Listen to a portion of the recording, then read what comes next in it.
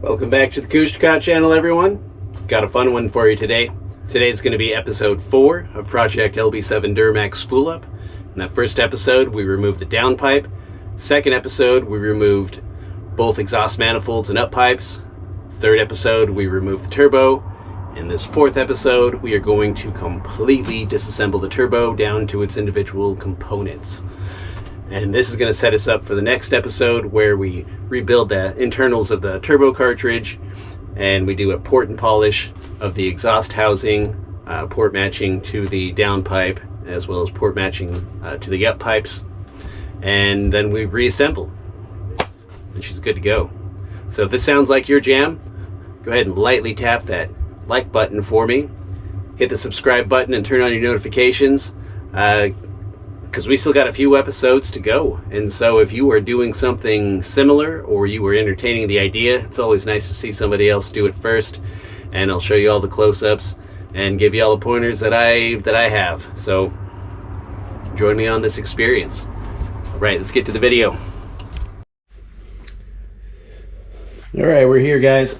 So this is my 2001 LB7 Duramax Turbo here that I just removed. I've had it soaking for a couple of days in PP Blaster.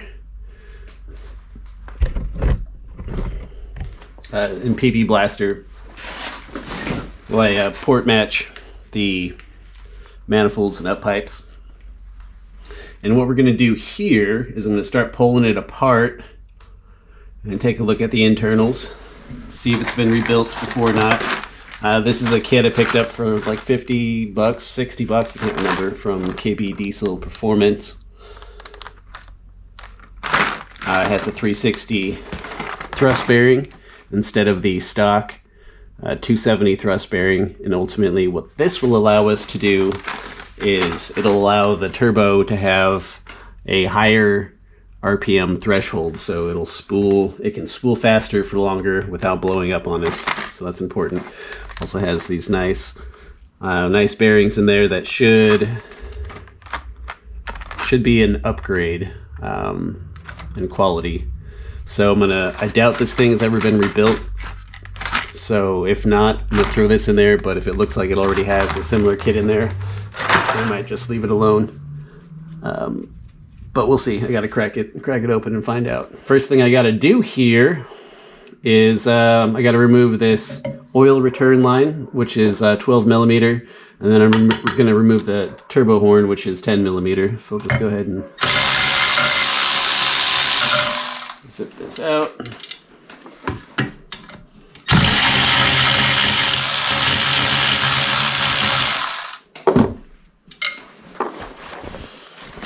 I'm gonna go ahead and, we have bolts and nuts and stuff everywhere. I'm gonna go ahead and keep my turbo bolts all with each other.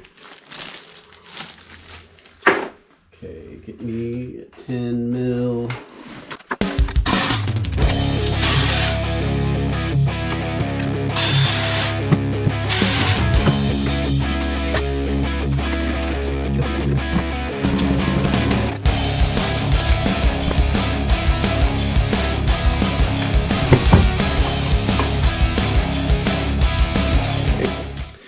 Got the turbo horn off. This is an aftermarket one I picked up on Amazon a couple years ago now.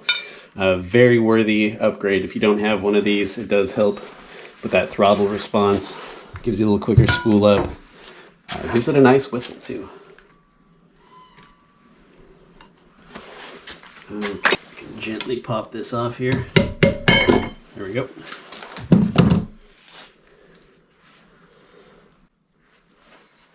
All right, now you can get a good look at that turbo, see what it looks like. Mine, I put a PPE boost valve on there. I don't even know if the wastegate works, so I'm actually going to pull this line off, or pull it right here, run an air compressor through it, and see if the back end opens. Show you what I'm talking about.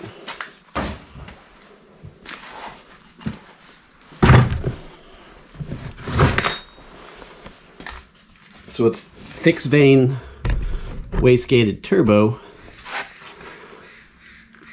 when you hit a certain PSI, it's going to activate this vacuum actuator, which is going to relieve the pressure so that you don't overspool and blow up your turbo.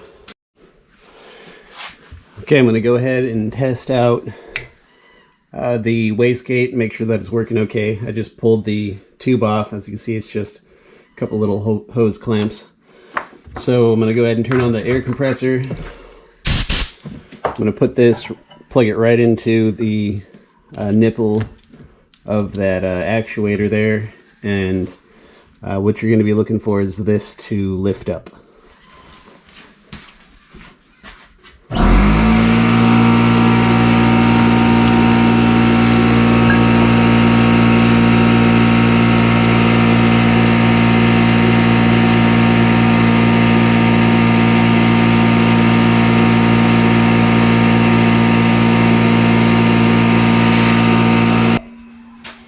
Alright, that's excellent news, because those actuators, those wastegate actuators, are kind of expensive. Okay, go ahead and get resituated. We'll move on to the next bit. Alright, so next thing I got to do is remove this clip here. If that light is too much for you, see that a little bit better. But I got to remove this little retainer clip so that I can separate the actuator that's on the compressor wheel from the exhaust housing here. And I'm gonna try to get around to here, but I'm gonna use a little pick here to hopefully just lift up.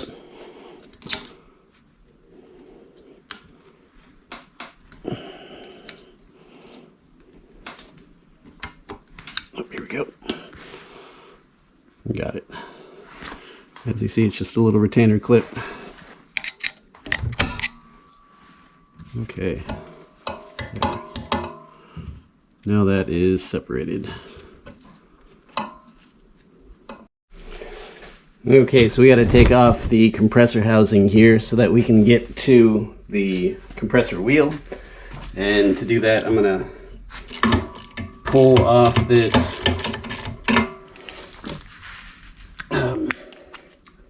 I think this is the coolant feed line. I'm going to pull off here right now, get that out of the way.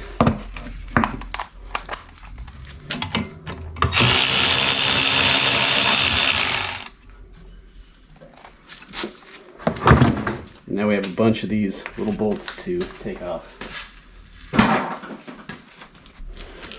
Okay, so it looks like we have 6 of these bolts to take off so that we can separate the exhaust housing here.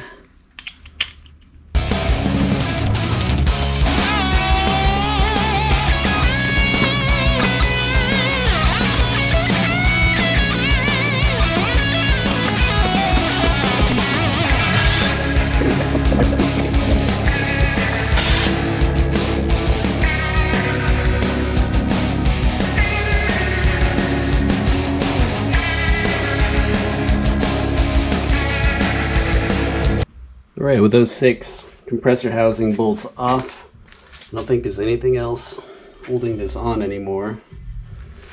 So I'm going to give a couple light taps.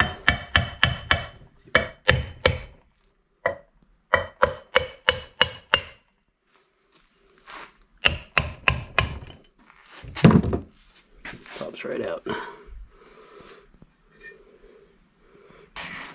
Alright, and the compressor wheel removal is, I believe, a 13 up front, and we got a 14 mil in back, 14 mil 12 point. This is just right on the turbine itself. It's right hand thread. I already loosened this one up, wasn't very tight, but it's right hand thread, meaning righty loosey. I believe my turbo rebuild kit comes with a new nut, but I don't want to lose this one just because. Yeah, it looks like I got a new nut. So this should slide right off. It's on there kind of. There we go. Bam. Bob's your uncle. There is the old compressor wheel. I'm going to clean this up and then give you a side-by-side comparison. Alright, so we got the compressor wheels removed. I don't know if you can see that. But this billet aluminum one is just a smidge taller, not by much. It does have a lot more aggressive profile, has all these ribs at the bottom, whereas the cast does not. And I will say, you know, without having a scale, the stock one is heavier in hand. It does feel a bit heavier, like noticeably heavier. I couldn't tell. I don't have a scale, so I can't tell you exactly how much it weighs, what the weight difference is. But this is heavier, and it's not quite as aggressive. I don't know if there's too much glare of light, but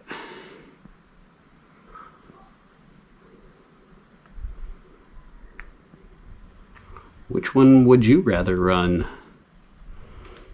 So I don't think this is going to make, you know, a massive difference in of itself, but it is not the part that makes the whole. It's the sum of all the parts that makes the whole.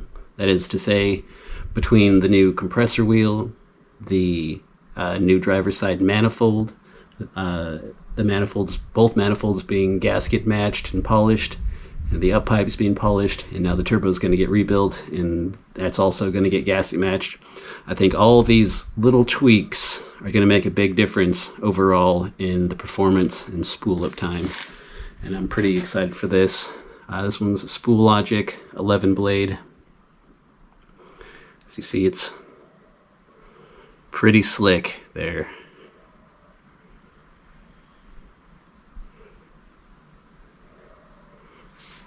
I'll show you the stocker.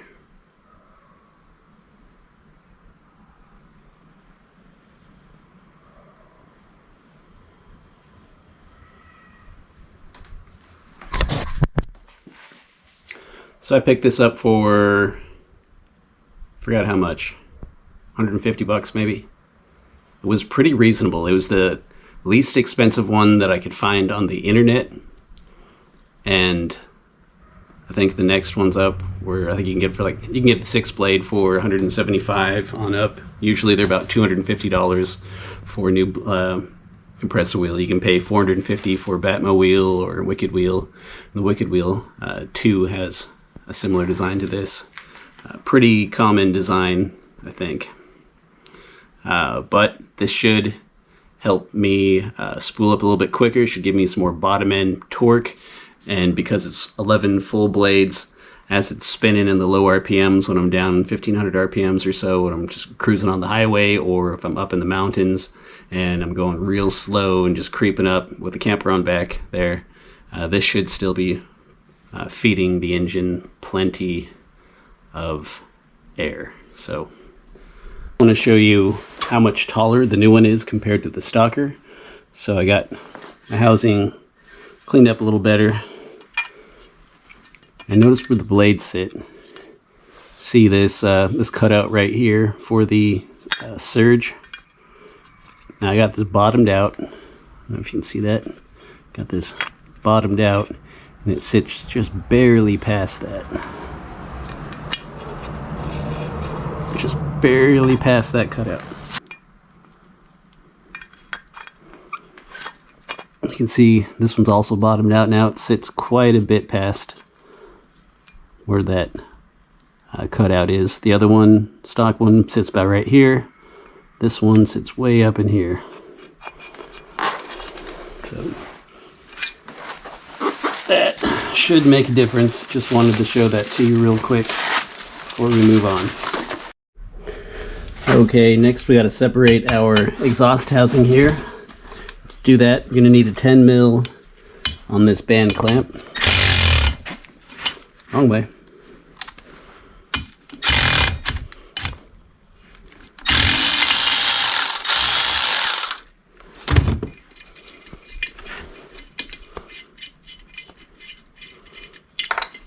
Don't lose that.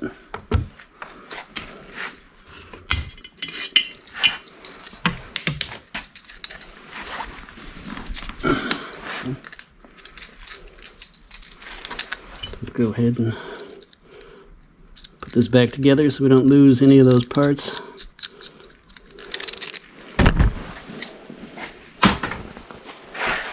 Now I soaked this down. Ooh. Yeah, you can see I soaked this down with PB blaster by blasting the turbine side with PB blaster, but it does look a little rusted on there. So I'm going to hit it again real quick.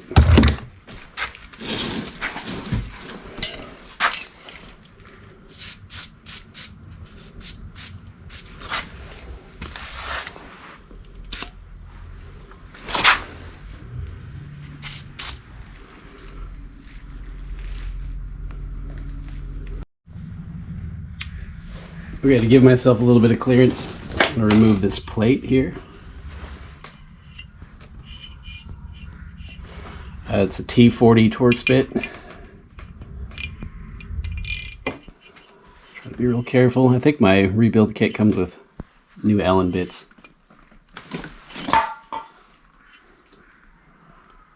Do I really want to?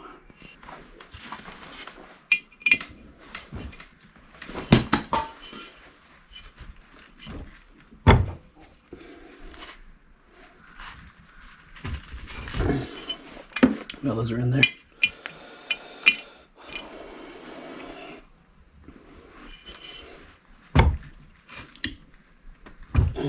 Mm-hmm.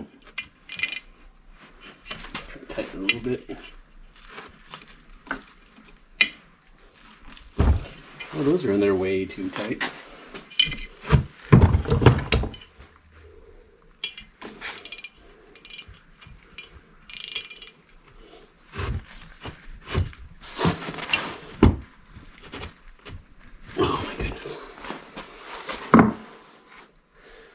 I foresee those breaking.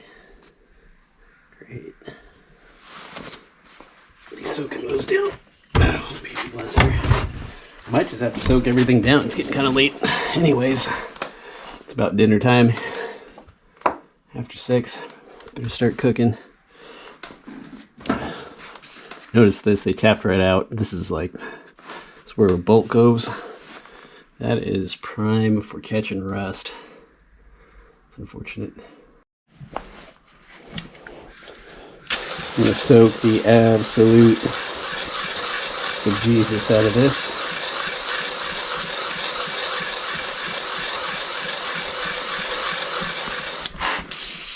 Get that too. And hope that that runs down and starts working its way in there. In the meantime, I'm going to go make me a Wagyu beef burger. Alright guys, it's the next day. I've absolutely drenched the inside with PB blaster, a little bit of Deep Creep Seafoam, and even a little Marvel Mystery Oil here, which you can see. And it has definitely drained down and found some of the cracks, and it has brought some of that oxidized bull crap and carbon and stuff out. So I'm hoping the rest of this disassembly will be relatively easy, but you know, we'll see. It's still nice and wet around in the seams here, so that's pretty good. I am going to go ahead and dump all this crap out, and yeah, that should help out quite a bit. The Marvel Mystery Oil is as a carbon softener in there, so all that built up carbon and stuff, you know, let's give it a good chance to clean out. This may be the only time really the turbo will have a chance to just get drenched and be soaked in oil for all this time, so I'm sure the metal appreciates that, as well as breaking up this carbon and stuff in there. Okay, so I'm gonna go ahead and dump this out and See if I can bust this loose now. Alright, I'm going to go ahead and remove this plate. This takes a T40. They are on there really good. I imagine, you know, it's Loctite on them, plus lots of heat cycles. I'm sure all this stuff did its thing last night. I just hit it with a little bit of heat. All of them. And I'm doing that more for illustration because I did this right before I started filming. I gave it a, you know, maybe about 20 seconds heat on each one of them. This one I just busted loose. So I got a T40 bit. My ratchet, I am using a little breaker bar because they are on there really freaking tight. And, you know, just try to get it all nice and straight. Just go real slow. Oh man, they won't let go. They're really tight though, you don't want to snap anything. So I think soaking it overnight may have helped. Because judging by how much fluid was seeping through here, I think it was definitely getting into those threads. You don't want to strip or break these bolts. There we go. Actually glad they're letting loose now.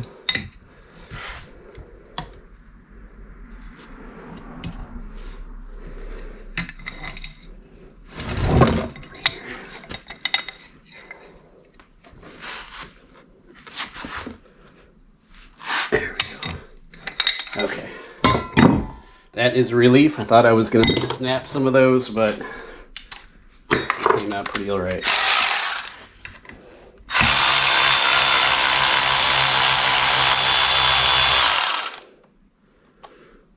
Nope, doesn't look like there was any thread lock or anything. It was just really tight.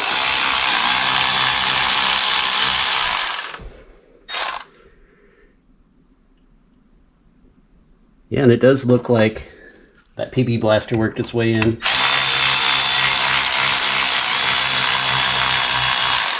So I'm sure that helped out a lot, soaking overnight.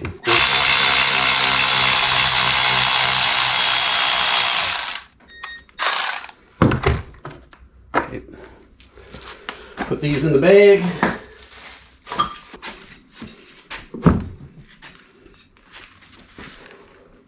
That should tap off. Yep. Okay. That is off. Looks like we got some RTV we gotta replace, clean up, and then replace the RTV right here.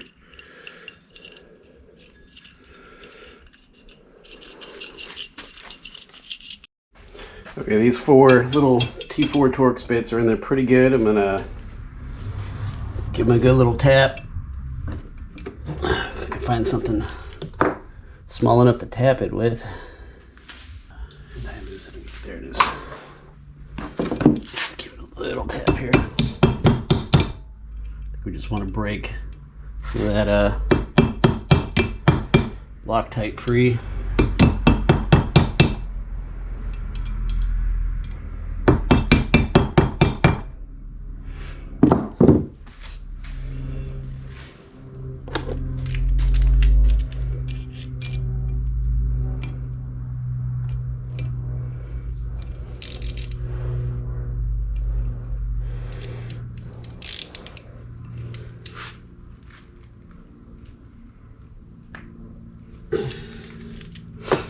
They're pretty good.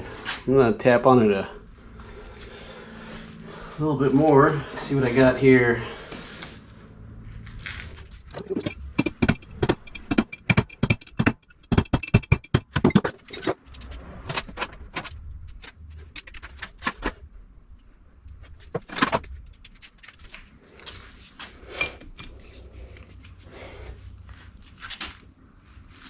Oh yeah, that one came right out. Yep.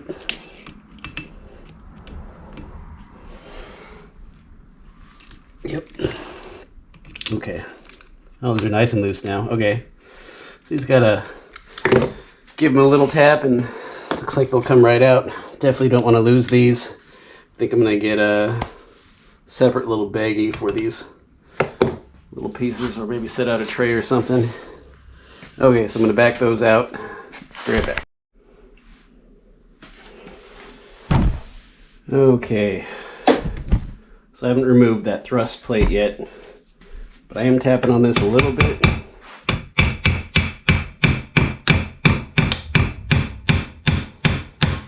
It looks like it is separating.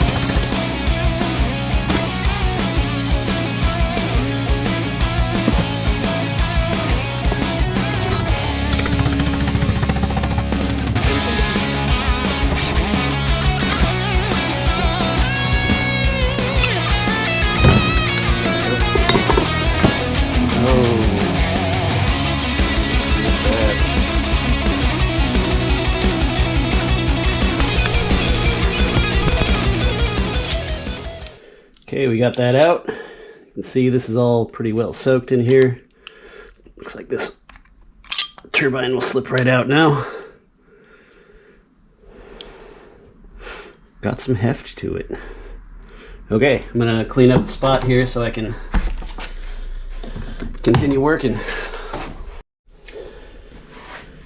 Okay, now that we have this all separated, you know, if that's... This turbo may have been rebuilt once already, I'm not too sure. We're gonna go ahead and we're just gonna rebuild it anyway since I got everything apart. And this definitely has some miles on it. Okay, so we broke loose all of those T10s with a tap. And go ahead and remove these.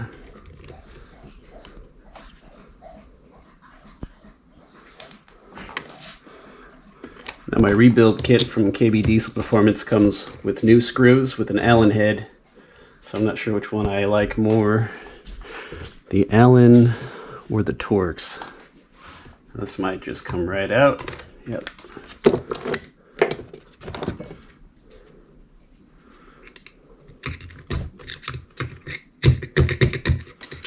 Oh, it wants to come right out. Come on out. There we go.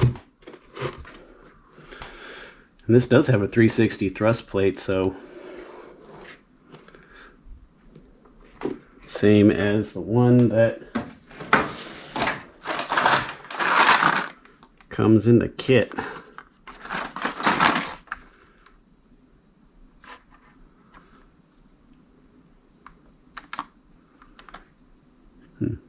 Interesting.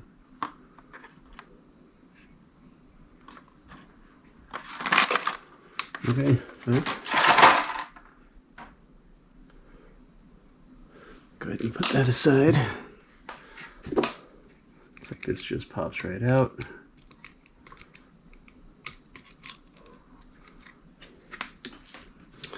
I have everything out on a paper towel over here lined up so that I don't lose track of anything. Try to keep it more or less in order. And I think this already has a rebuild kit in it. Everything looks nice. I'm gonna think about this. I might not actually need to take any of this apart. I can just clean it.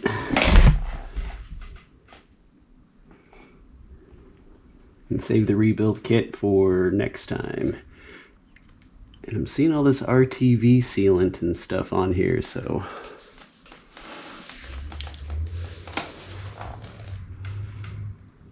thinking this turbo may have been rebuilt at least once. All right, well, I'm gonna think about this. I'm gonna look at it, think about it. I might just move on to porting the housing.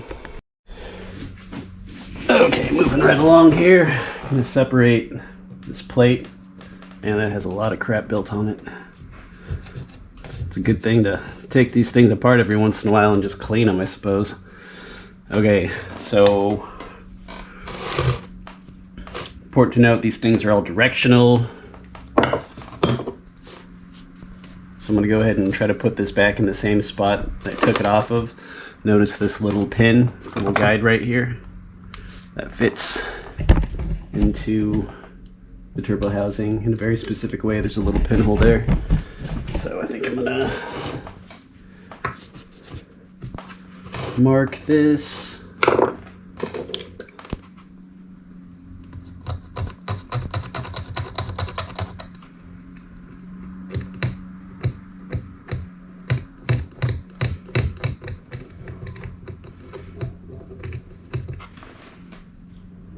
Kind of a shitty marking job, but I know that this bottom plate needs to be facing down. And to separate this, I'm just going to try to, fuck, stab myself. Pop this out. And that, ooh, that is greasy, dirty, all kinds of oil. So we got some cleaning to do here.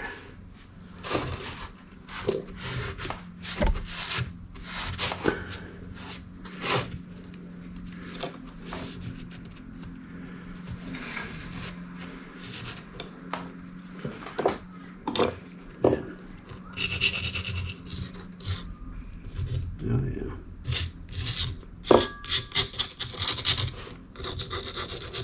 This has been soaking overnight in that PB Blaster, Seafoam, and Marble Mystery oil, so I'm sure it's helped break up this carb quite a bit. Probably want to wire brush this all down, clean all the mating surfaces.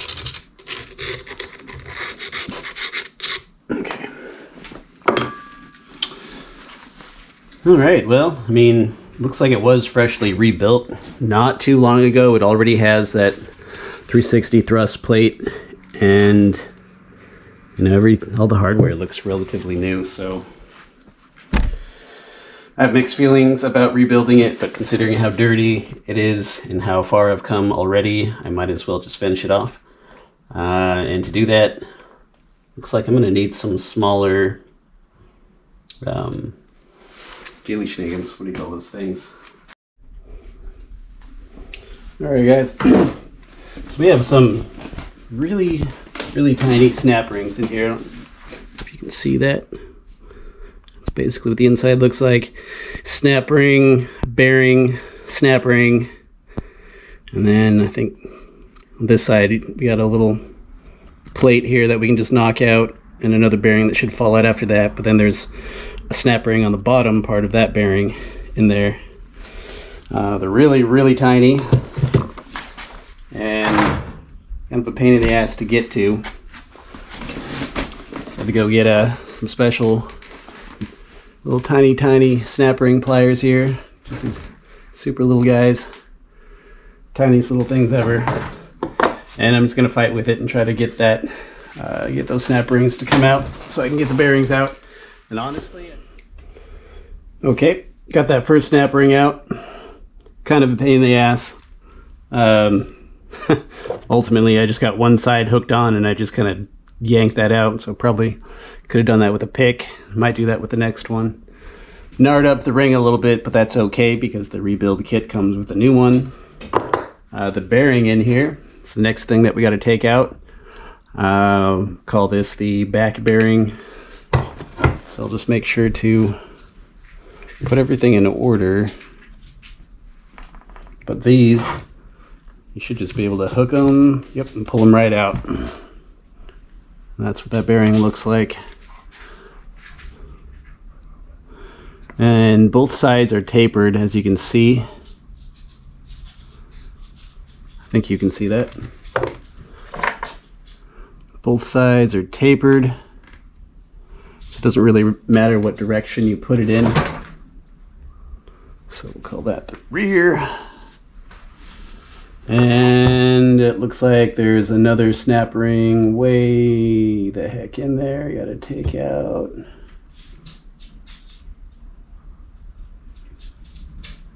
I can get to that one. I think my tool can't even reach that. Great. I don't even know if that one needs to come out, really.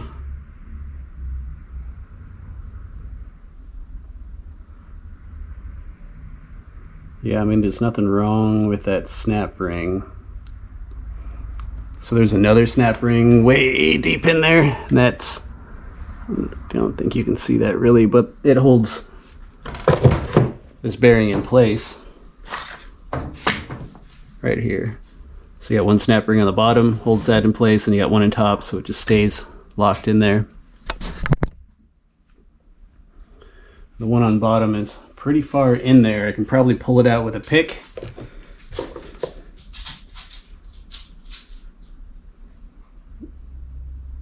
Putting it in might not be too bad. I don't know. We'll see if I can get my pick in there. Just want to see how.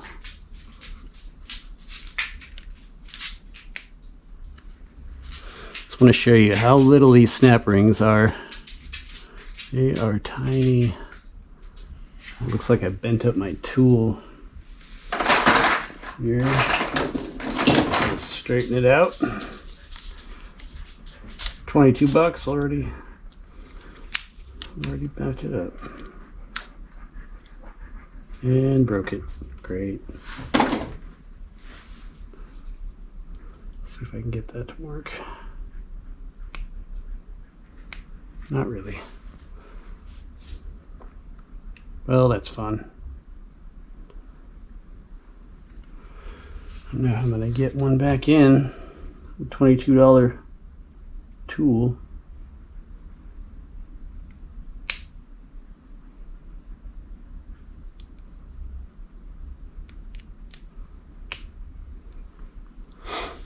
Yeah, it's like really, really difficult.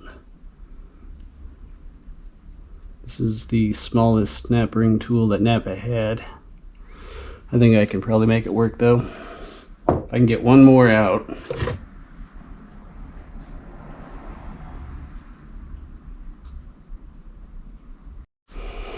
Okay, so I'm going to try to punch out this little washer here from the other side.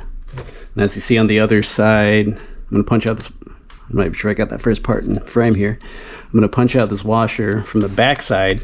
And as you see, there's a bearing right on the other side of that, which means there is another one of these snap rings on the other side of that bearing. And so I'm going to place my punch in between that opening and try to knock that bearing and washer out. And hopefully that goes easy.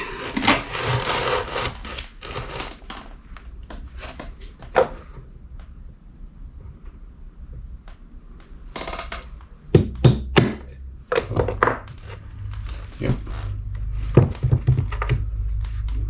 Easy as pie. So there's our little washer, and there is our front bearing. I think they look pretty much the same. Okay. Well, that's exciting.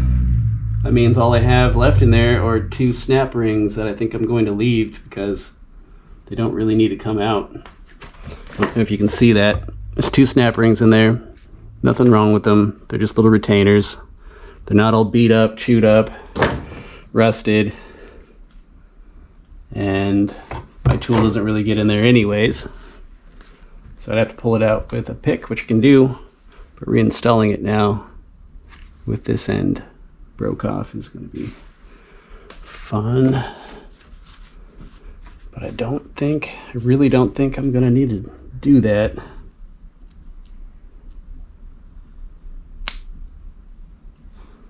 Yeah. I'm just going to replace the one snap ring that I bent up and call that good. Okay. So I'm gonna give this a good inspection. Looks like it's pretty clean. You can see in there. I'm not sure if you can. Let me see if you're.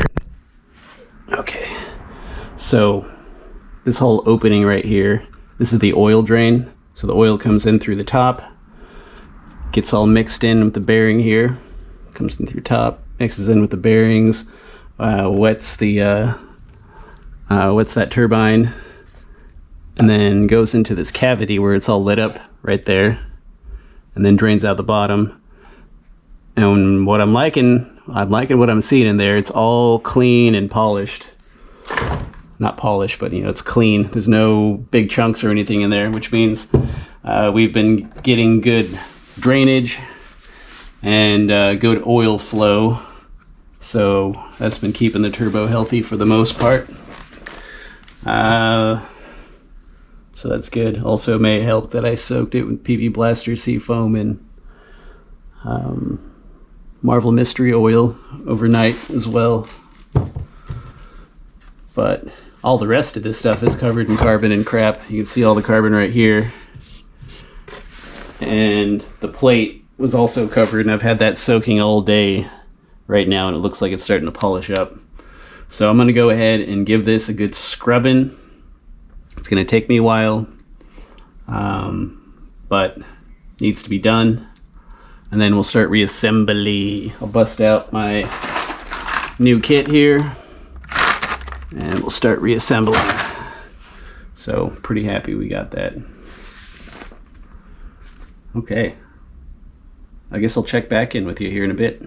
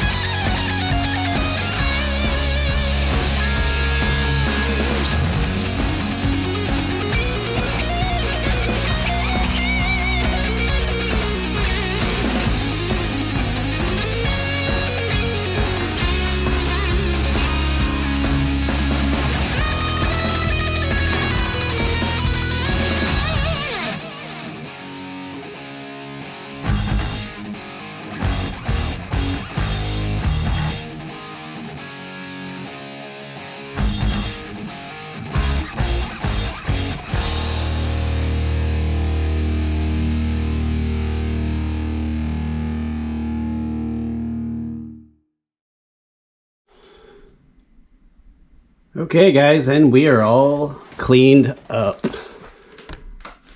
As you've seen, I wire wheeled and wire brushed whatever I can get into, and went ahead and hit everything with engine degreaser and some brake clean, and just cleaned out all the carbon, scraped all the carbon out, and this exhaust housing looks incredible compared to what it used to look like.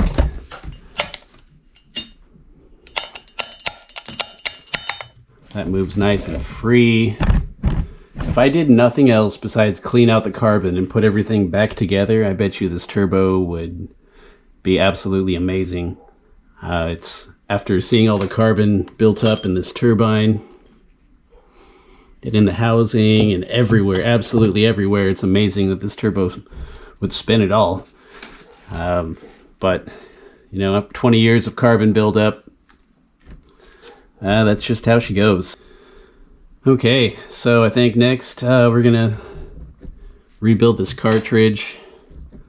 And then gonna port match the exhaust housing. The exhaust housing has a bit of work to do to it. So let me pull this in a little bit so you can see it better.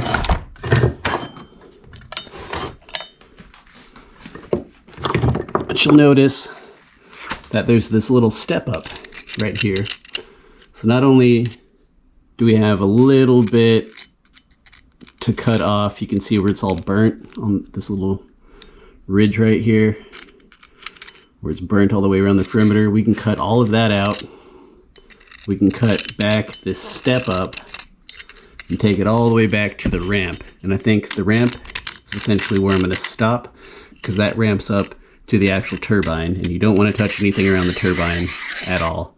So I'm going to gasket match, take down the step up, or at least blend it into this ramp, and then I'll just polish up that ramp a little bit. I won't do anything crazy at all, and I'll leave all of this section where the turbine sits alone so that we don't make it any wider. It's fine as it is. I know some people like to port match the wastegate, but I think I'm just, maybe I'll clean up some of that carbon a little bit better, but I'm going to leave this side alone.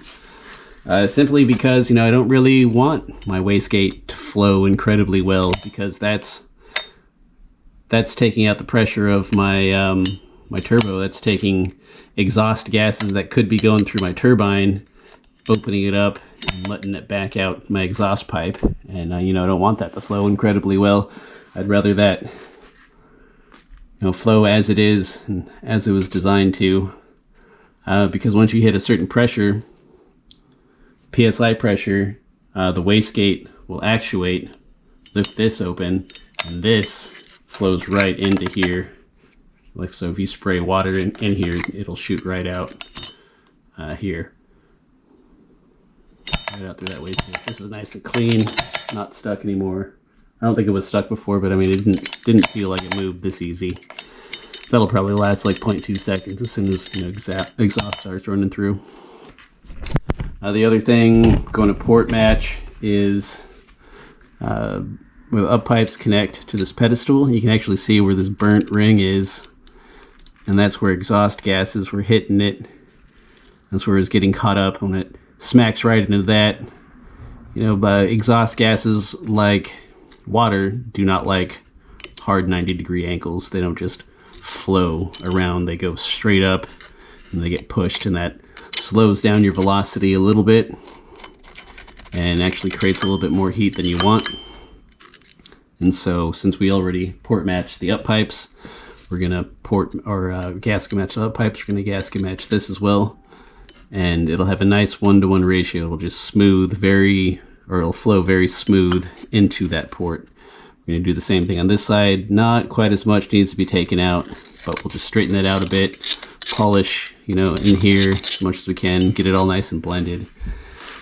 And if what everyone else is saying is true that has done this and actually put it on a dyno, I should see some decent gains just by doing this exhaust housing alone.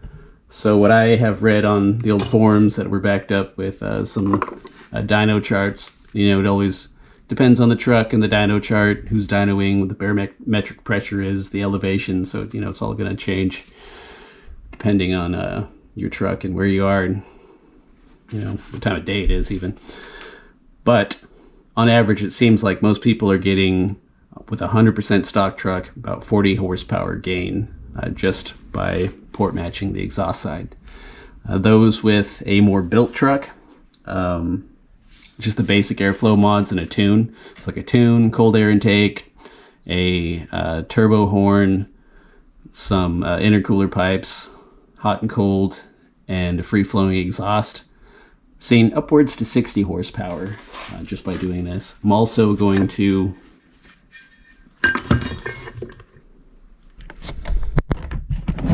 go a little bit further. This is, not going to gain me a whole lot of extra power, but it will gain me some. So I'm going to blend that in, or take it down a little bit. Just widen it up just a little bit, not a whole lot, but I'll widen that up a bit, because you see there's a lot of meat on there, a lot of potential, and that should help it flow even better. And I kind of like how shiny this is now that I've cleaned it up a bit. I don't know, I was thinking about painting it black, and I still might, but I kind of like how shiny it is, even though I know that's not going to last for very long. But it does look pretty nice, all shined up like that. Anywho, it's getting pretty late now. It's probably like 9 o'clock, so I don't know. I don't know if I can do any more prep. I think I might just have to get to work in here, but I'll get back to you when I start doing something more productive. I might just clean up now. That's the job, guys. That is how you do it. It's not the most difficult thing in the world, but there are a lot of little bolts and pieces and things to take in consideration. PB blaster or any kind of penetrating oil and patience are going to be your best friends. Just take your time, try not to snap any bolts, and yeah, you should be good to go. So, when I was editing this video, I noticed that I started to tell you about where all that carbon buildup comes from, but I only told you half the story, so I removed it from the video so that I could give you a full picture, paint you a full picture. So, as I understand it at least. So, where does carbon buildup come from? What is it? How do you keep it to a minimum? How do you keep your turbo clean so you don't have to break into your turbo frequently and clean all that crap out? So, carbon essentially is burnt oil. And how does it get there? Build up like that? Well, when you get your truck up the temp and you're driving it around, you're getting it hot, you're working it, you're towing, you're hauling, you're climbing, you're doing whatever you do with your truck, even just taking it to the grocery store on a hot summer day, and you get to where you're going and you shut that key off, all that hot oil is stuck in your turbo, and it's going to cool relatively quickly. And when it does that, it fumes a little bit, and it just kind of turns into a sludge, which cooks into carbon, and you do that repeatedly, and it just builds up and clogs up your turbo until it fails or slows down. So how do we minimize that? Easiest way is to let your turbo cool while the engine is on for a couple of minutes. Get to where you're going, let it idle for at least a minute, 2 minutes. For myself, I started idling until my exhaust gas temperatures, my AGTs, come down to at least 275 degrees, and I wait for the engine to come down to at least 180 or below, and then that's just where I like to shut my engine down after I let it idle for a good minute or two. And that's going to cycle out all that hot oil and let your engine use all of its cooling systems to cool that turbo, get the hot oil out of the turbo, get cool oil back into the turbo, and it's not going to build up nearly as quickly. So is there anything else we could do to maintain our turbo in the event that there is some carbon starting to build up? Because it kind of seems like it's inevitable no matter what you do. One thing I started doing is, before I change my oil, I drain about a quart of oil out of the engine, and then I add in a quart of Marvel Mystery oil, and I run that for 500 miles, 700, 800 miles, you know. They say 500 miles, but I usually run it for 2 tanks of fuel, which is usually, you know, a bit more than that, depending on what I'm doing, where I'm going. And that's kind of where that's just kind of become part of my system.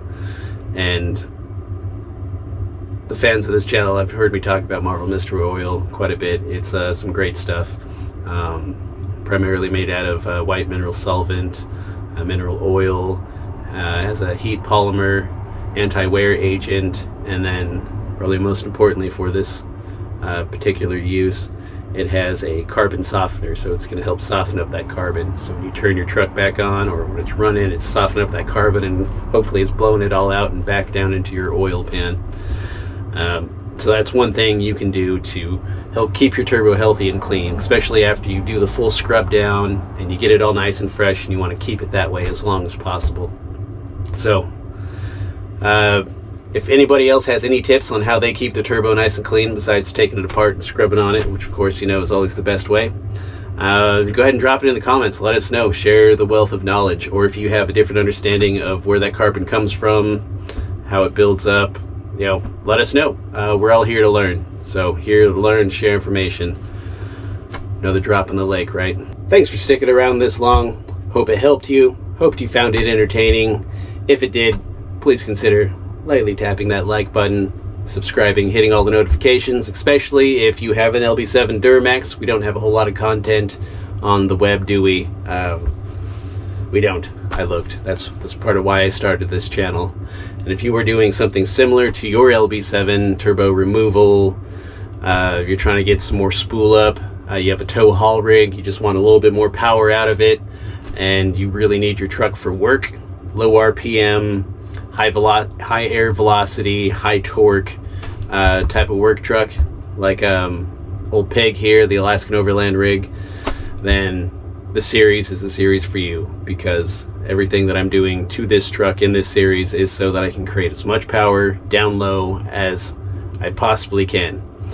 And I'm going to take you along for the whole ride, and we still got quite a ways to go.